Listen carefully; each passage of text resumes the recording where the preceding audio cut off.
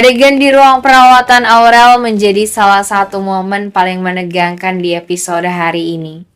Dalam suasana duka dan kekhawatiran karena kondisi Aurel yang belum sadar, Rianti tanpa sengaja melontarkan kalimat yang mengguncang semuanya. Dengan mata berkaca-kaca, ia menatap Aurel yang terbaring lemah dan berkata lirih, "Kamu satu-satunya anak mama."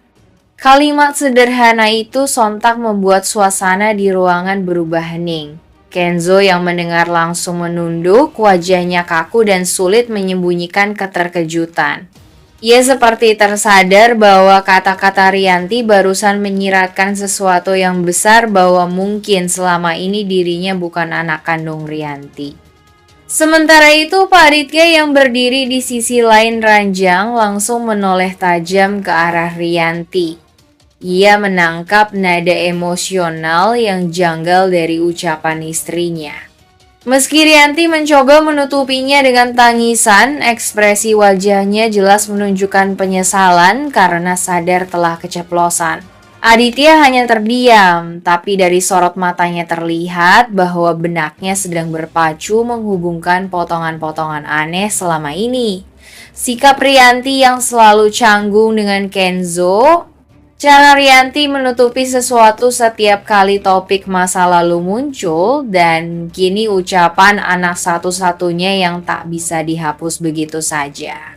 Setelah keluar dari ruang perawatan, Kenzo tampak terpukul. Ia berjalan tanpa arah di koridor rumah sakit, mencoba menenangkan diri, tapi bayangan kata-kata Rianti terus terngiang di telinganya.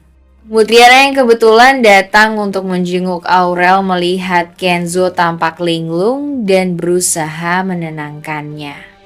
Namun Kenzo hanya bisa berkata singkat, "Kalau ternyata orang yang aku anggap ibu bukan ibuku yang sebenarnya, aku harus apa?" Di saat yang sama, Aditya mulai memantapkan niatnya untuk mencari kebenaran.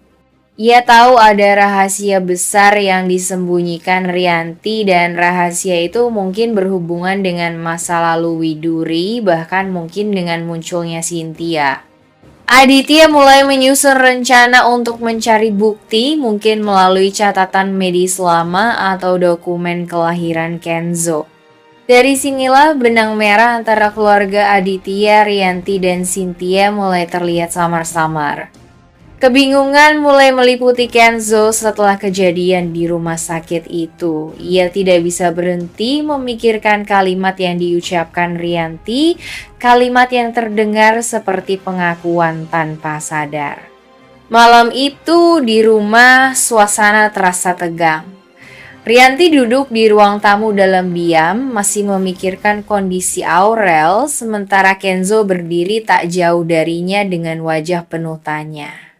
Dengan suara bergetar menahan emosi, Kenzo akhirnya memberanikan diri untuk bertanya langsung.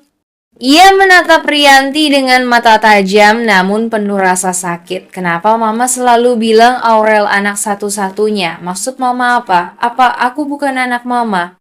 Pertanyaan itu membuat Rianti terkejut seolah tersambar petir. Ia terdiam beberapa detik, tidak tahu harus menjawab apa. Wajahnya memucat, tangannya gemetar. Suasana menjadi hening, hanya terdengar detak jam dinding yang semakin menegaskan ketegangan di ruangan itu.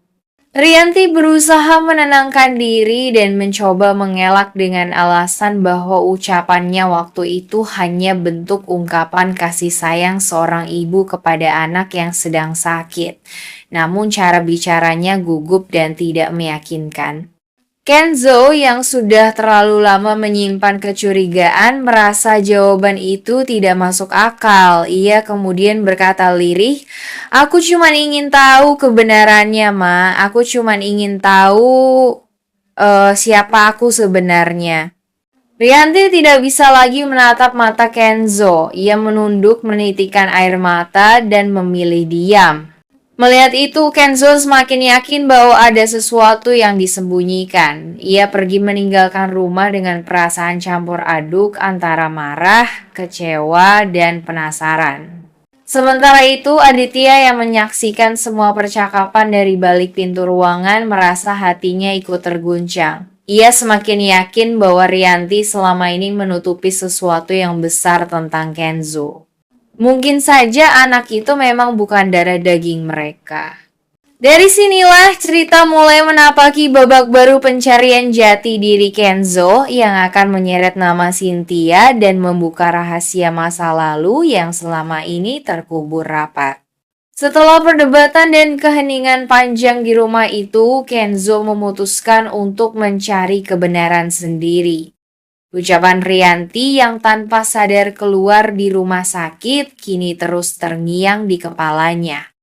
Ia tidak bisa lagi menunggu penjelasan yang jujur, satu-satunya jalan adalah dengan mencari bukti. Malam itu, Kenzo menatap cermin di kamarnya dengan wajah penuh tekad. Ia teringat potongan-potongan aneh dari masa kecilnya, bagaimana Rianti jarang memeluknya seperti Aurel, bagaimana Aditya kadang memandangnya dengan raut bimbang, dan bagaimana tak pernah ada foto masa bayi dirinya di rumah. Semua itu kini terasa seperti potongan puzzle yang perlahan mulai membentuk gambaran besar. Sementara itu Mutiara mulai merasakan perubahan sikap Kenzo. Ia jadi lebih pendiam, lebih sering melamun, dan kadang tiba-tiba emosional.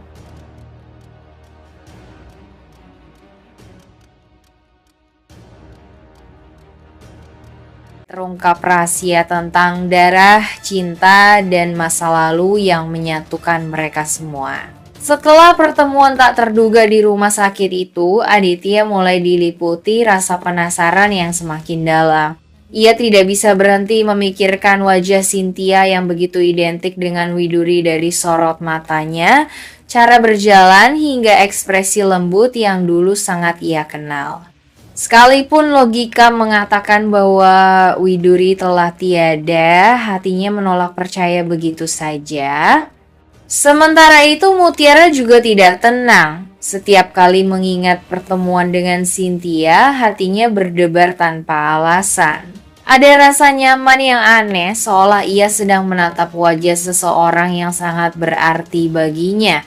Dalam diam, Mutiara mulai mencari tahu tentang Cynthia lewat informasi dari pihak rumah sakit dan staf kantor Bobby, tanpa menyadari bahwa Aditya juga sedang melakukan hal yang sama.